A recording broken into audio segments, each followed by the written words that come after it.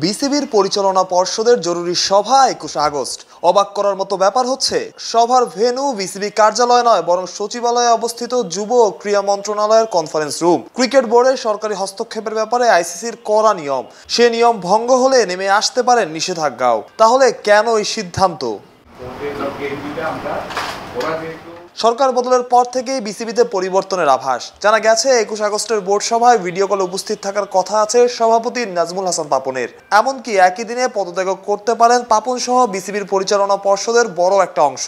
নিশ্চিত হতে পারে নতুন সভাপতির নামও। বোঝাই যাচ্ছে বাংলাদেশ ক্রিকেটের জন্য এই বোর্ড মিটিং কতটা গুরুত্বপূর্ণ। নতুন বোর্ডে কারা থাকবেন, এমন অনেক নামই শোনা যাচ্ছে। সাবেক অধিনায়ক ফারুক আহমেদ হচ্ছেন নতুন সভাপতি, এমন গুঞ্জনও আছে। নীতি নির্ধারকদের একজন হওয়া দৌড়ে আছেন সাবেক অধিনায়ক খালেদ মাসুদ পাইলটও। তাকেই প্রশ্ন, কিসের ভিত্তিতে গঠন হবে নতুন বোর্ড? আপনাকে যদি বলেন, আমার খেলার ভাষায় বলেন, আমি কিন্তু একজন জাস্ট খেলোয়াড়, প্লেয়ার।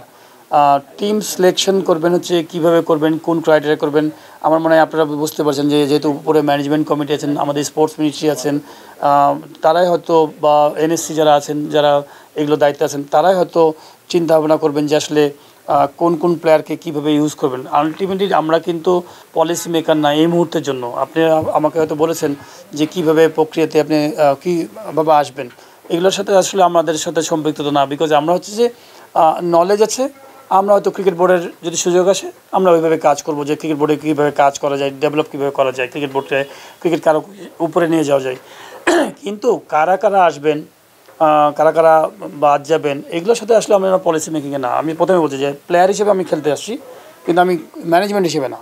২৫০টিরও বেশি ডিজাইন অপশন নিয়ে ওয়ালটন স্মার্ট ফ্রিজ, বোঝে আপনার প্রয়োজন।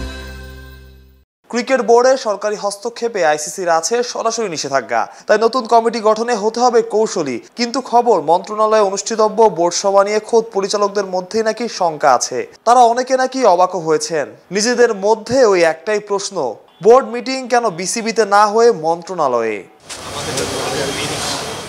মাহফুজ প্রত্যয়, অলরাউন্ডার।